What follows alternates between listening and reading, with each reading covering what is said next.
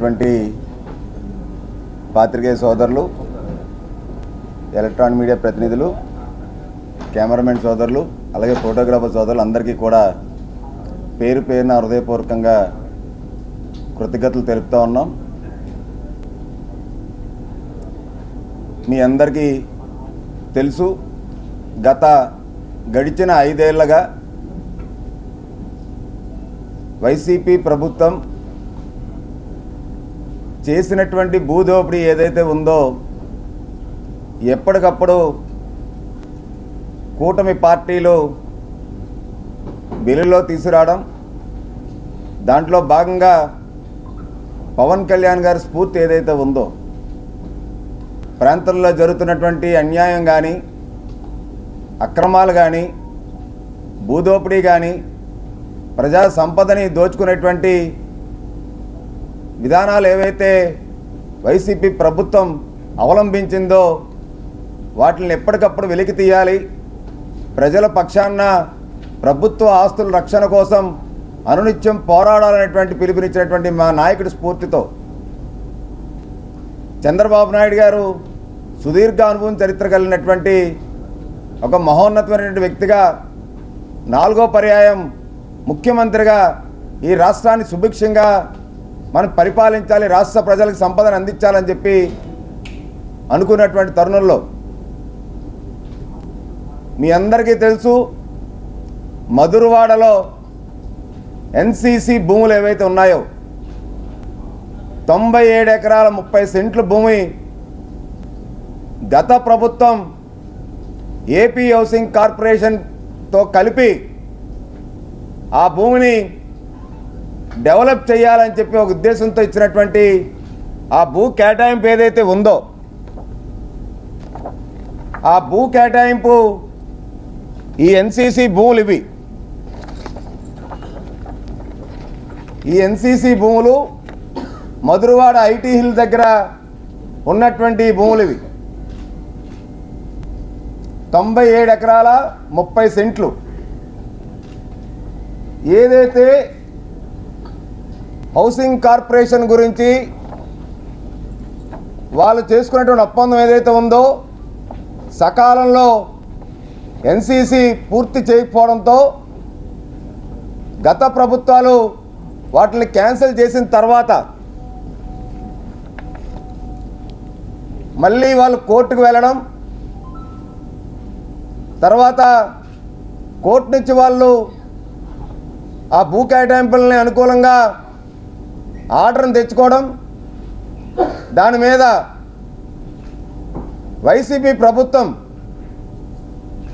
వచ్చిన వెంటనే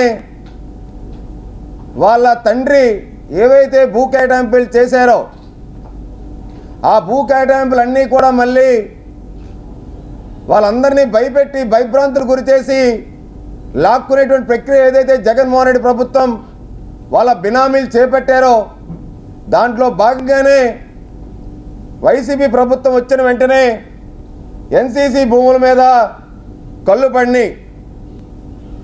ఆ యొక్క భూముల కోసం వీళ్ళు పెట్టుకున్నటువంటి దరఖాస్తు ఏదైతే ఉందో ఆ దరఖాస్తుని పరిగణలో తీసుకోవాలనుకుంటే ఆ భూములు వైసీపీ యొక్క బినామీలకి, జగన్మోహన్ రెడ్డి బినామీలకి రాసివ్వాలనేటువంటి ఒక కండిషన్తో క్యాబినెట్లో పెట్టి మరి అప్పుడు అప్రూవల్ ఇవ్వడం జరిగింది. ఏదైతే GO number MS 67 MNUD dated 6/7/2021ని ఎన్సీసీ వాళ్ళకి 90 కోట్ల రూపాయలకు గాను ఏపీహెచ్బి షేర్కి ఎల్ఐజీ హౌసింగ్ మినిట్స్ కోసం 450 SFT పరంగా కట్టాలని చెప్పి ఏదైతే తీర్పు ఇచ్చారో ఆ యొక్క కమిటీ, క్యాబినెట్ కమిటీ, ఆ తీర్పు ఆధారంగా ఏపీ హౌసింగ్ కార్పొరేషన్ ఇచ్చి ఎన్సీసీ వాళ్ళు రిజిస్టర్డ్ గిఫ్ట్ డీడ్ ద్వారాగా ఈ భూమిని పొందారు.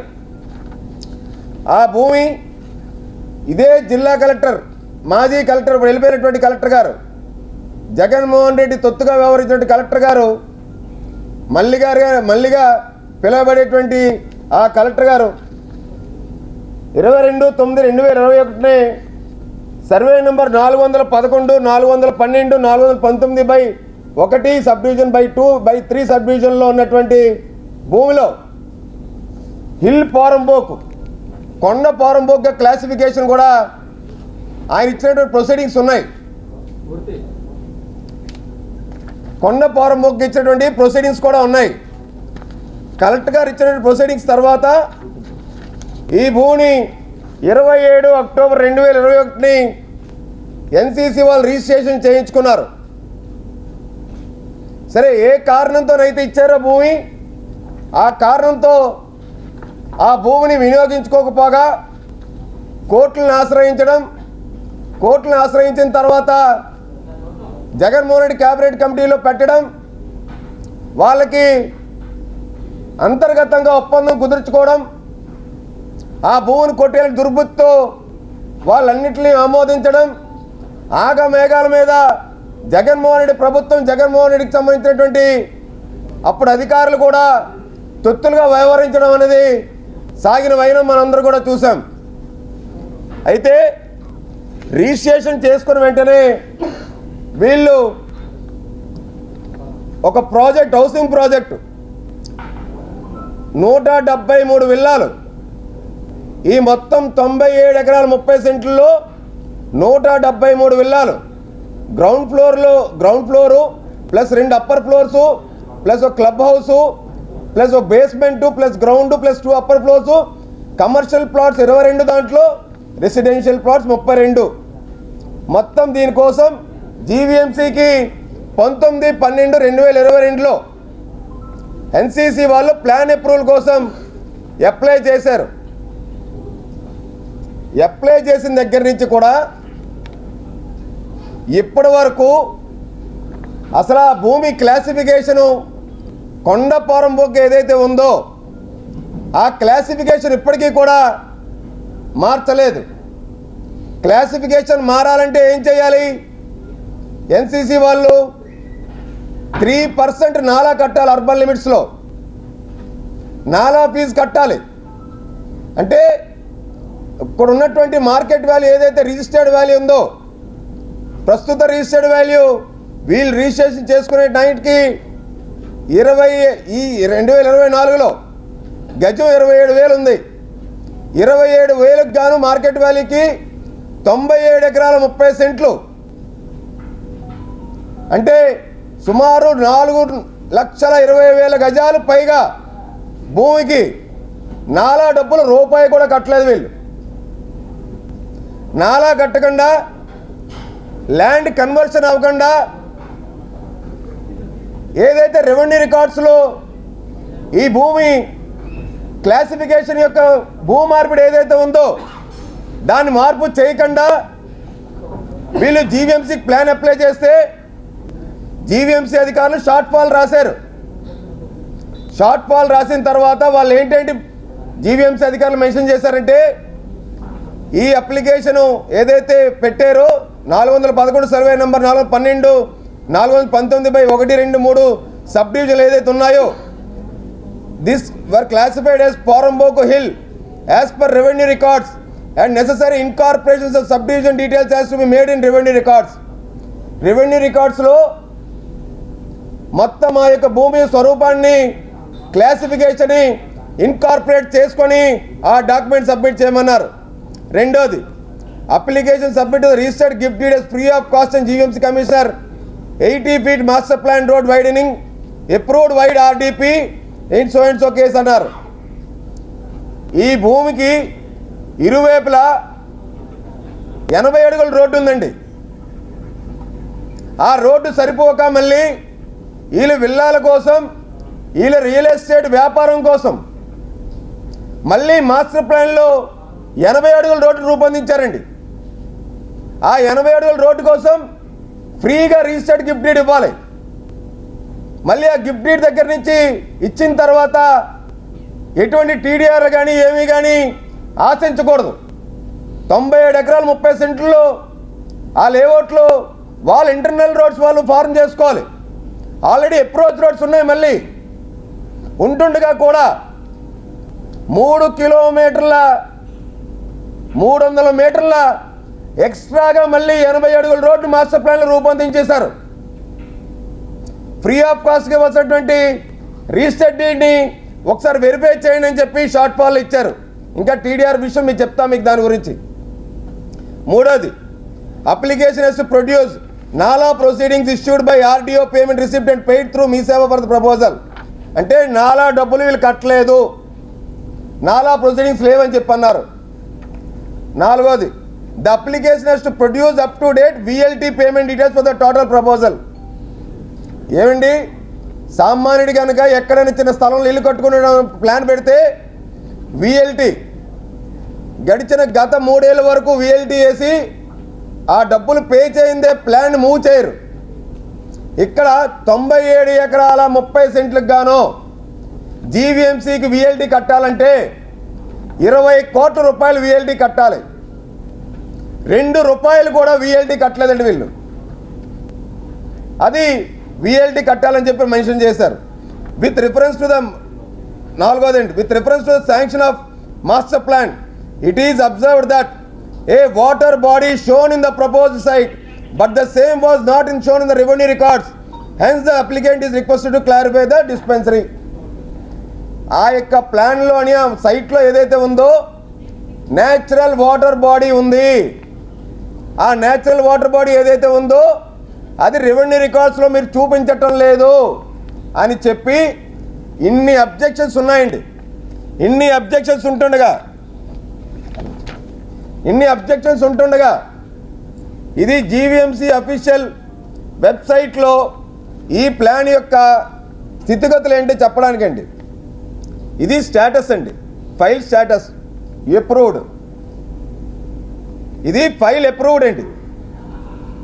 కానీ షార్ట్ ఫాల్లో సీసీపీ వరకు ఇన్ని షార్ట్ ఫాల్ ఉన్నాయని చెప్పి రాసినప్పటికీ కూడా కమిషనర్ లాగిన్లో ఉంటుండగా అసలు డీమ్ టు బి అప్రూవ్డ్ అనేటువంటిది అవ్వచ్చు. డీమ్ టు బి అప్రూవ్డ్ అని కనుక అయిపోయి ఉండుంటే నిజంగా ఈ ఫైల్ ఎప్పటి నుంచి మూవ్ అయిందండి? 29/3/24 ఫైల్ సబ్మిట్ చేశారండి వీళ్ళు. 22/4కి వీళ్ళు డీమ్ టు బి అప్రూవ్డ్ చేసేసారండి, అయిపోయింది అన్నారు. కానీ షార్ట్ ఫాల్ మాత్రం అలాగే పెండింగ్ ఉంది. షార్ట్ ఫాల్లో ఎటువంటి డాక్యుమెంట్స్ విఎల్టీ కట్టడం కానీ, నాలా కట్టడం కానీ, లేదంటే వాటర్ బాడీ గురించి వీళ్ళు ఎక్స్ప్లెనేషన్ ఇవ్వడం కానీ, ల్యాండ్ ఎలినేషన్ రెవెన్యూ రికార్డ్స్లోని మార్చడం కానీ, మాస్టర్ ప్లాన్ రోడ్ ఏదైతే రూపొందించారో ఆ గిఫ్ట్ డీడ్ యొక్క విధానం సరిపోలేదన్న విషయం కానీ ఏవి కూడా ఫుల్ఫిల్ చేయకుండా డీమ్ టు బి అప్రూవ్డ్ అయిపోతే అక్కడ నిర్మాణ పనులు చేపట్టి పనులు జరుగుతూ ఉంటే 3,000 కోట్ల రూపాయల ప్రాపర్టీ అండి ఇది. మినిమం 3,000 కోట్ల రూపాయలు ఎన్సీసీ భూములు విలువ చేసేటువంటి భూములు అండి అవి. ప్రభుత్వ భూమి అండి అది. పేదలకు ఇల్లు కట్టడానికి అక్కడ గజం స్థలం కూడా, సెంటు స్థలం కూడా లేదండి. అక్కడ విల్లాలు కట్టుకొని వ్యాపారం చేయడానికి వీళ్ళు రూపొందించినటువంటి జగన్మోహన్ రెడ్డి బినామీలు, ఆ బినామీలు బాగోతం చెప్తాను మీకు అంచెల వారీగా. ఇప్పుడు ఆ ప్లాన్ ఎలాగిచ్చారండి వీళ్ళు? ఇది మాస్టర్ ప్లాన్లో ఆ యొక్క భూమి యొక్క స్వరూపం. మాస్టర్ ప్లాన్లో ఇది. వీళ్ళు ఎంత మేధావులంటే జీవీఎంసీ అధికారులు ఆర్డీపీ తయారు చేస్తారండి, అంటే రోడ్ డెవలప్మెంట్ ప్లాన్. భూమికి నాలా కట్టలేదు, విఎల్టీ కట్టలేదు, ఏమీ చేయలేదు.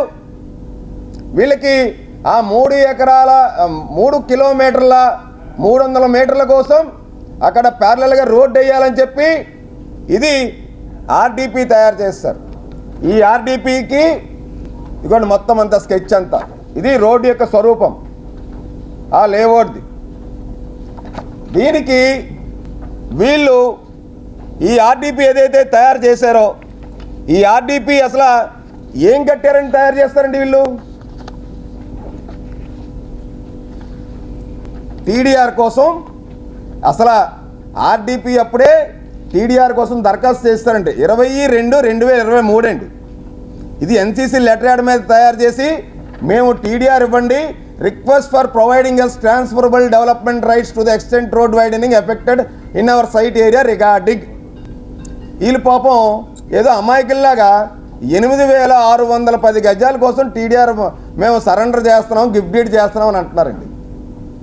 డాక్యుమెంట్లోనేమొచ్చి ఫ్రీ ఆఫ్ కాస్ట్కి మేము గిఫ్ట్ డీడ్ చేసామని చెప్పి పొందుపరిచారండి. అంటే వాళ్ళ భూమిలో వాళ్ళ వెంచర్ కోసం వేల కోట్ల రూపాయలు వ్యాపారం చేయడం కోసం ఫ్రీగా రోడ్ వేయాలని చెప్పి వాళ్ళు వదులుకున్న సైట్కి వెంటనే టీడీఆర్ కోసం దరఖాస్తు చేశారండి. కానీ ఇదే ఇప్పుడు మాస్టర్ ప్లాన్ ఇప్పుడు ఏదైతే ఆర్డీపీ ఉందో, ఈ ఆర్డీపీలో వీళ్ళకి ఎఫెక్ట్ అవుతున్న సైట్ ఎంత తెలుసండి? 43,485.64 గజాలండి. అంటే దానికి 4 రెట్లండి. దానికి 4 రెట్లంటే ఎంత ఉంటుందండి? సుమారు 2 లక్షల గజాలండి. 2 లక్షల గజాలకి టీడీఆర్ ఇవ్వాలండి. వీళ్ళ కోసం వేసేటువంటి రోడ్డుకి, వీళ్ళ సైట్లో పోతున్న దానికి, వీళ్ళ కోసం మాస్టర్ ప్లాన్నే మాయ చేసేసి మాస్టర్ ప్లాన్నే మార్చేసినటువంటి ఈ వైసీపీ బినామీల వెంచర్కి సుమారు 2 లక్షల గజాలకి టీడీఆర్ ఇవ్వాలంటే ఇవాళ గజం కనీసం కార్డు వాల్యూ 30,000 ఉందండి. అంటే 600 కోట్ల రూపాయలు టీడీఆర్ ఇవ్వాలండి. ఈ భూమి ఎంత కొన్నారండి? ఈ భూమి ఎంత కేటాయించారండి వీళ్ళు? ఇది ఒక ఎత్తు అయితే, మాకు గౌరవ మేయర్ గారు ఉన్నారు, పెద్ద ఆవిడ, కౌన్సిల్లో పెట్టి మరి తీర్మానం చేశారు. 11/12/2000 ఇది కౌన్సిల్ ఆమోదించినటువంటి అఫీషియల్ కాపీ, ఇది గెజెట్ కాపీ ఇది. ఎందుకనంటే ఈ యొక్క వెంచర్ కోసం 17 కోట్ల రూపాయలతో రోడ్డు వేస్తారండి జీవీఎంసీ వాళ్ళు. 17 కోట్ల రూపాయలతో ఈ ఒక్క వెంచర్ కోసమేనండి. ఇంకా ఎవరికి రోడ్డు ఉపయోగపడదు. దీనికోసం కౌన్సిల్ తీర్మానం చేసిన తర్వాత ప్రభుత్వంలో ఉన్నటువంటి పెద్ద ఆవిడ ఉన్నారు కదండి, శ్రీలక్ష్మి గారు, ఆమె జీవో ఇచ్చారండి. జీవో నెంబర్ 79 23/1/2024 జీవీఎంసీ నిధులతో ఏమని రాశారు తెలుసండి? Zone 2 GVMC with an estimated cost of 17 crores duly meeting the expenditure from Greater Vishaka Municipal Corporation General Funds.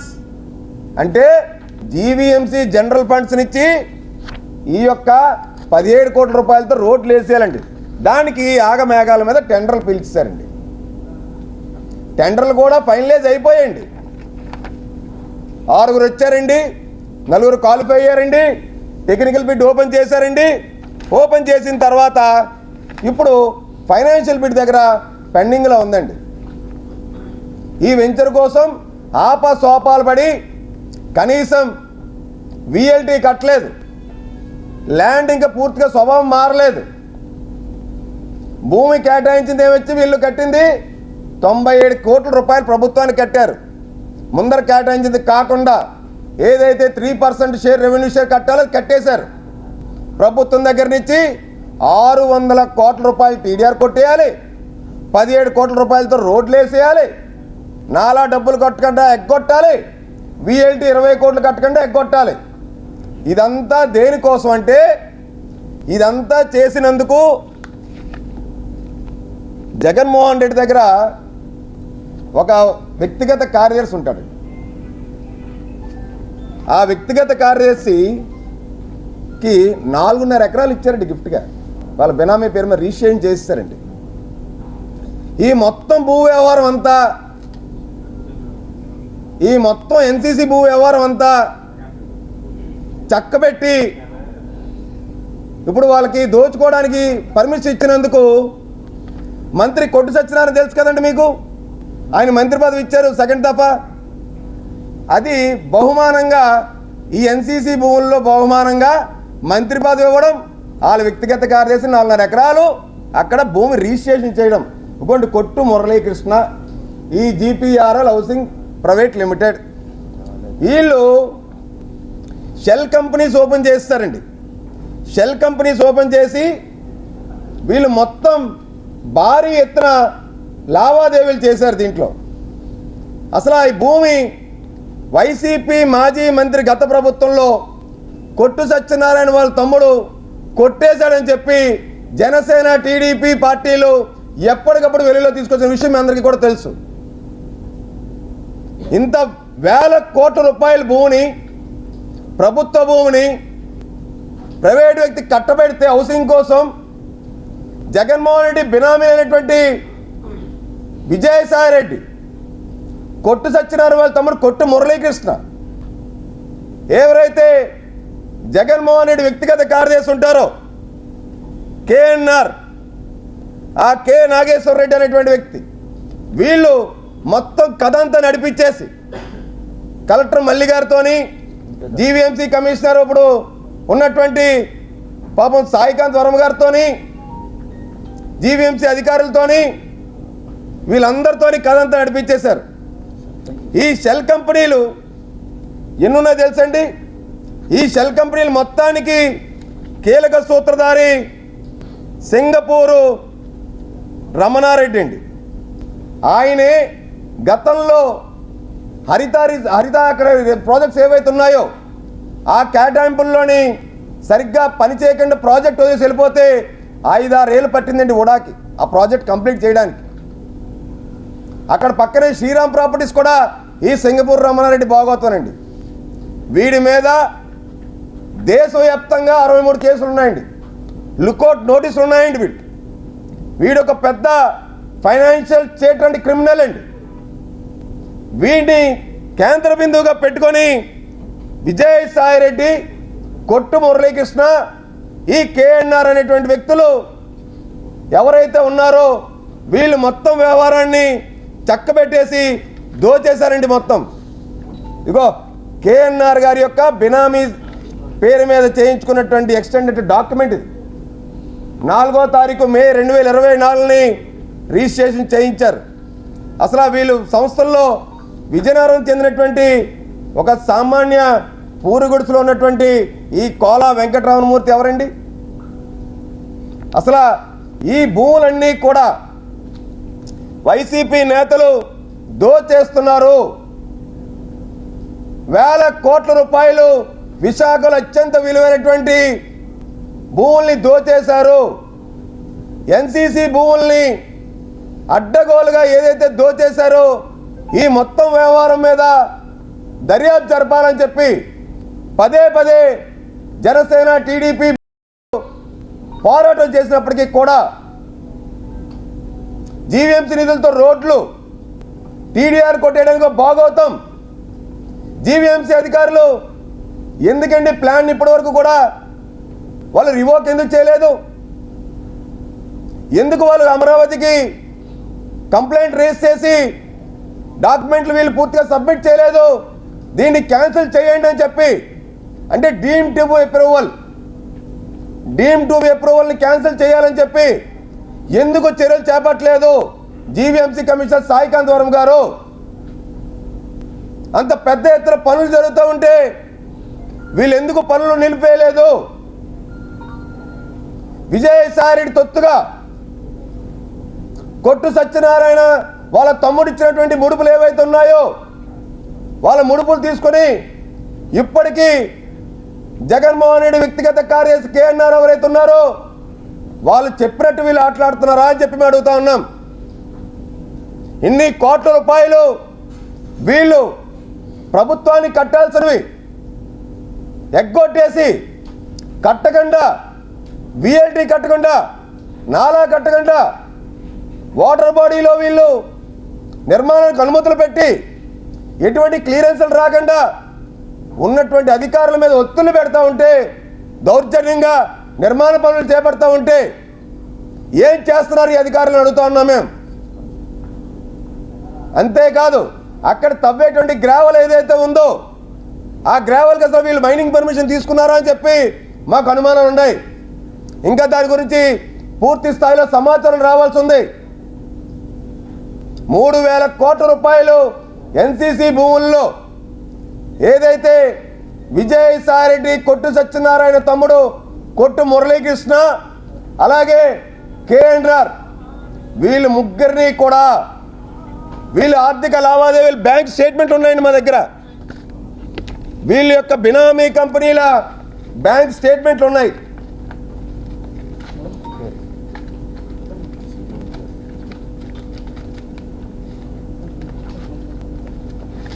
వీళ్ళు వెంచర్ ప్రాజెక్ట్ యొక్క మొత్తం ఇవి డాక్యుమెంట్స్, వీళ్ళు ఏం చేస్తారు, ఎలా కడతారు, ఎంతెందుకు అమ్ముతారు, ఇవన్నీ కూడా. ఒక్క నిమిషం. ఇవి బినామీల యొక్క బ్యాంక్ అకౌంట్ స్టేట్మెంట్స్ ఉన్నాయండి మా దగ్గర. ఇది ఈసీ అండి. మొత్తం ఈ భూముల్ని ఒక ఫైనాన్స్ కంపెనీకి కూడా కొంత మేజర్ ఎక్స్టెంట్ తాకట్టు పెట్టి డబ్బులు కూడా కొట్టేశారండి దొంగలు. ఈ మొత్తం వ్యవహారం మీద ముఖ్యమంత్రి చంద్రబాబు నాయుడు గారు, ఉప ముఖ్యమంత్రి పవన్ కళ్యాణ్ గారు ఒక విచారణ కమిటీ వేసి, అవసరమైతే హౌస్ కమిటీ వేసి, వీళ్ళు చేసినటువంటి షెల్ కంపెనీలు ఏవైతే ఫ్లోట్ చేశారో, వీళ్ళు చేసిన రిజిస్ట్రేషన్లు ఏవైతే ఉన్నాయో, ఈ భూమిని ఎన్సీసీ దగ్గర నుంచి కొట్టేసి అసలు నిజంగా ఎన్సీసీ ఓనర్లకి పూర్తి స్థాయిలో డబ్బులు చెల్లించారని కూడా అనుమానాలు ఉన్నాయి. నాకు తెలిసిన సమాచారం ఏంటంటే 5వ వంతు డబ్బులు ఇచ్చి లాగేసుకున్నారు, మిగతా డబ్బులు ఇస్తామని. డబ్బులు కూడా ఎన్సీసీ సంస్థకి పూర్తిగా చెల్లించలేదు. ఈ సింగపూర్ రమణారెడ్డి పేరుతో ఈ యొక్క చీటర్ ఎవరైతే ఉన్నారో, ఫైనాన్షియల్ క్రిమినల్ ఎవరైతే ఈ సింగపూర్ రమణారెడ్డి ఎవరైతే ఉన్నారో, వీణ సూత్రధారి పాత్రధారులుగా ఉన్నటువంటి ముగ్గురు ఇవాళ వేల కోట్ల రూపాయలు విశాఖ భూముల్ని కొట్టేసిన వైనం మీద పూర్తి స్థాయిలో సిబిఐ ఈడీ విచారణ జరిపించాలి. దీనికి సహకరించినటువంటి అధికారులు ఎవరైతే ఉన్నారో వాళ్ళ మీద విజిలెన్స్ ఎంక్వైరీ చేసి అసలు ఎందువల్ల వీళ్ళు ఏంటేం చేశారన్నది పూర్తి స్థాయిలో బహిర్గతం చేయాలని చెప్పి కూటమి పార్టీలు ఇవాళ మా ప్రభుత్వానికి మేము విన్నవించుకుంటూ ఉన్నాం. చంద్రబాబు నాయుడు గారు, పవన్ కళ్యాణ్ గారు, మోడీ గారు ఒకటే చెప్తా ఉన్నారు, ప్రజల సంపదని, ప్రభుత్వ సంపదని మనం కాపాడి తీరాలి. వైసీపీ నేతలు ఏదైతే దోచేశారో మీరు చూశారు. మొన్న వైసీపీ కార్యాలయాలకి డబ్బులు కూడా కట్టలేదు. కోడిగుడ్డు అమర్ బిల్డింగ్కి జీవీఎంసీ కట్టాల్సినటువంటి ఫీజులు కూడా కట్టలేదు. ఇక్కడ ఏకంగా ఫీజులు కట్టేసి వీళ్ళేమొచ్చి టీడీఆర్లు, నాలా డబ్బులు, విఐటి డబ్బులు మొత్తం ఎగ్గొట్టేసి మాస్టర్ ప్లాన్ని మార్చేసి వాటర్ బాడీస్లో వీళ్ళు కట్టేసి జీవీఎంసీ నిధులతోని రోడ్లు వేసేసుకొని వీళ్ళు వేల కోట్ల రూపాయలు వ్యాపారం చేయడానికి సిద్ధపడ్డది ఏదైతే ఉందో దీనిపైన పూర్తి స్థాయిలో విచారణ జరిపించాలని చెప్పి ఈ భూములను రద్దు చేసి ప్రభుత్వ అవసరాల కోసం, విశాఖ ప్రజల అవసరాల కోసం ఈ 97 ఎకరాల 30 సెంట్ల భూమి ఏదైతే ఉందో ఎన్సీసీ భూముల్ని వినియోగించాలి. విశాఖ ప్రజల అవసరాల కోసం, రాష్ట్ర ప్రభుత్వ అవసరాల కోసం వినియోగించాలని చెప్పి మేము డిమాండ్ చేస్తూ ఉన్నాం.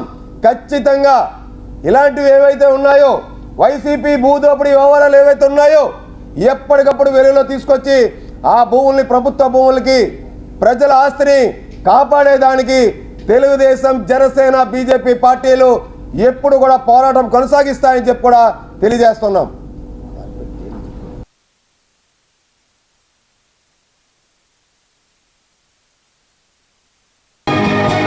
మరిన్ని కథనాల కోసం సబ్స్క్రైబ్ చేసుకోండి మీ అక్షర శిల్పం.